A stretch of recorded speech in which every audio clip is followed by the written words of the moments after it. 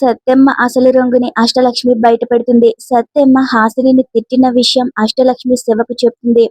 Shiva reaction ఏంటి? పలికే బంగారమైన serial మే 29వ episode లో ఏం జరిగిందంటే, శివ జానకి గురించి తలుచుకుని బాధపడుతూ ఉంటాడు.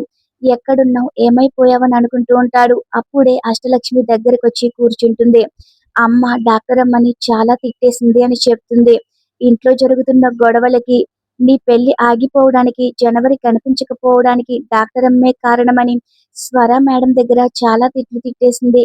డాక్టర్ అమ్మ కూడా చాలా బాధపడింది. మొత్తం విందని అష్టలక్ష్మి చెప్తూ ఉంటుంది. మరి సత్తమ్మని తిట్టలేదా అని శివ అంటే, ఒక్క మాట కూడా మాట్లాడలేదని మౌనంగా బాధపడిందని అష్టలక్ష్మి చెప్తుంది. చూసావా కలర్ మంచితనం, అన్ని విన్నా కూడా ఒక్క మాట కూడా మాట్లాడలేదని శివ అంటాడు. ఉండు సత్తమ్మ సంగతి చెప్తానని లోపలికి వెళ్ళబోతూ ఉంటే, ఈ విషయం గురించి ఎవరి దగ్గర మాట్లాడినా నా మీద ఒట్టే అంటుంది అష్టలక్ష్మి. నువ్వు డాక్టర్ అమ్మని పిలవమని అమ్మతో చెప్తే ఎందుకు పిలవలేదు, నీకు ఇప్పుడు అర్థమైందా? అమ్మ డాక్టర్ అమ్మతో మాట్లాడట్లేదు అంటుంది అష్టలక్ష్మి. ఒకే ఇంట్లో ఉంటారు, ఇలా మాట్లాడకుండా ఉంటే ఎలా అని శివ అంటాడు. సరే ఇంకెవరితోని ఈ మాటలు చెప్పొద్దు, సత్యమ్మ తిన్నదో లేదో చూడని ఇక శివ అష్టలక్ష్మిని లోపలికి పంపిస్తాడు.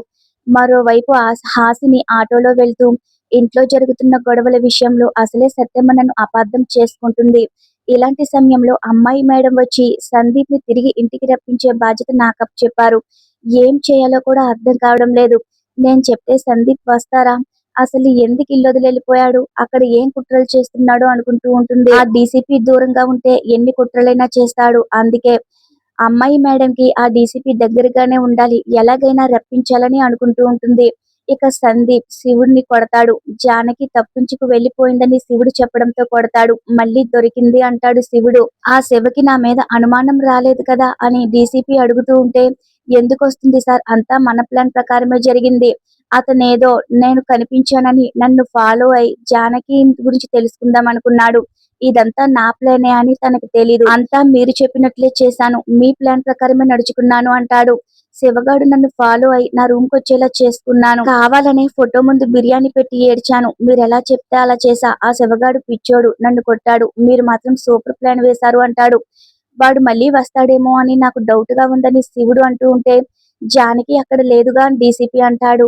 అయినా వాడు నిన్ను నమ్మలేదా అని డీసీపీ అడిగితే, నమ్మినట్టే కనిపించాడని శివుడు అంటాడు. ఒళ్ళు దగ్గర పెట్టుకుని పని చేయని సందీప్ శివుడికి వార్నింగ్ ఇస్తాడు. ఇక మరోవైపు పిల్లలు ఆడుకుంటూ ఉంటే ఒక కొత్త వ్యక్తి అక్కడికి ఎంట్రీ ఇస్తాడు. గంగాధర్ అనే ఒక వ్యక్తి పాత్ర మొదలవుతుంది. ఆ వ్యక్తి పిల్లలతో పాటు ఆడుకుంటూ కనిపిస్తాడు. ఇక మరోవైపు శివుడు, మీ పేరు చెప్పుకుని బ్రతుకుతాను, నాకు సాయం చేయండి అంటాడు. ఏ ఇస్తానన్న డబ్బు కన్నా ఎక్కువ ఇవ్వాలా అంటాడు సందీప్. లేదు, జానకినిచ్చి పెళ్లి చేయమంటాడు. నువ్వు ఆ రోజు అడిగితే సరదాగా అడిగావనుకున్నాను గాని ఇప్పుడు ఇలా మాట్లాడుతున్నావేటని సందీప్ అంటూ ఉంటే, జానకి నాకు బాగా నచ్చింది, పెళ్లి చేసుకుంటాను అంటాడు. మీకు గురుదక్షిణగా 3 మర్డర్లు చేసి పెడతానని శివుడు చెప్తూ ఉంటే, అప్పుడే అక్కడికి హాసిని వస్తుంది. ఇక శివుడు దాక్కుంటాడు. ఆ అమ్మాయి మేడం మీరు ఇంట్లో నుంచి వెళ్ళినందుకు చాలా బాధపడుతున్నారని ఇంటికి తిరిగి వచ్చేయమని హాసిని అంటుంది. అందరూ బాగుండాలనుకున్నాను కాబట్టి నేను ఇక్కడికి వచ్చేస్తానని సందీప్ అంటాడు. మీకోసం అమ్మాయి మేడం ఏడుస్తున్నారు, ఇంటికి రండి అని అడుగుతుంది. నా మనసు కూడా నీ గురించి ఏడుస్తుందని సందీప్ అంటాడు. దానికి దీనికి సంబంధం లేదని హాసిని అంటే, రెండు ప్రేమలే కదా అంటాడు. నేను మారానని చెప్పినా నన్ను ఎవరు నమ్మడం లేదు, అందుకే దూరంగా వచ్చేసాను. ఇలాగైనా నన్ను నమ్ముతారేమో అనుకుంటున్నాను అని అంటాడు. నిజంగా మీరు మారితే నా మాట వినండి అంటుంది హాసిని. ఇంటికి రండి అంటుంది. నన్ను బలవంతం చేయొద్దని సందీప్ అంటాడు.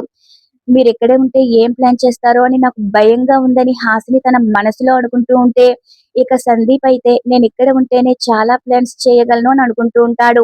జానకి విషయంలో నిజంగా మీ ప్రమేయం లేదా, నా కళ్ళల్లోకి చూసి నిజం చెప్పండి అని హాసిని అడుగుతుంది. నువ్వు ఎదురుగా ఉంటే నీ కళ్ళల్లో నేను కనబడతాను, నా కళ్ళల్లో నువ్వు కనిపిస్తావు, మనిద్దరం ఒకటే, ఈ విషయం నువ్వే నమ్మడం లేదంటాడు. జానకి విషయంలో నా ప్రమేయం లేదు, నన్ను నమ్ము అంటాడు. సరే మీరు ఇంటికి రండి, అప్పుడు నమ్ముతానని హాసిని అంటుంది. సందీప్ మాత్రం రావడానికి ఒప్పుకోడు. ఇక హాసిని అక్కడి నుంచి వెళ్ళిపోతుంది. ఇక సత్యమ్మ అష్టలక్ష్మి అలా చూస్తూ ఉంటే, ఎందుకు అలా చూస్తున్నావు కోపంగా అని అడుగుతుంది. నాకు నీ మీద కోపం వచ్చింది అని అష్టలక్ష్మి అంటుంది. డాక్టర్ అమ్మని అలా తిట్టావేంటి అంటుంది. ఆ డాక్టర్ అమ్మ వచ్చాకనే కదా ఈ కొంపలో గొడవలు ఎక్కువైపోయాయి. ఆ డాక్టర్ అమ్మ వల్లే కదా జానకి కనిపించడం లేదు, అవన్నీ మర్చిపోయావా అని సత్యమ్మ అంటూ ఉంటే, మరి డాక్టర్ అమ్మ మన కోసం ఎంత చేసింది, అదంతా మర్చిపోయావా అని అష్టలక్ష్మి అంటుంది. ఆవిడ రానప్పుడు ఎంతో సంతోషంగా ఉన్నాం. ఆవిడొచ్చాకే ఈ డీసీపీ తలపోటు మొదలైంది అని సత్యం అంటుంది. "నువ్వు కనబడవు కానీ పెద్ద గయ్యాళివంటూ అష్టలక్ష్మి అక్కడి నుంచి వెళ్ళిపోతుంది. మరోవైపు స్వర సందీప్ గురించి ఆలోచించి బాధపడుతూ ఉంటే అప్పుడే శివ ఇంటికి వస్తాడు. శివని చూసి స్వర ఎమోషనల్ అయిపోతుంది.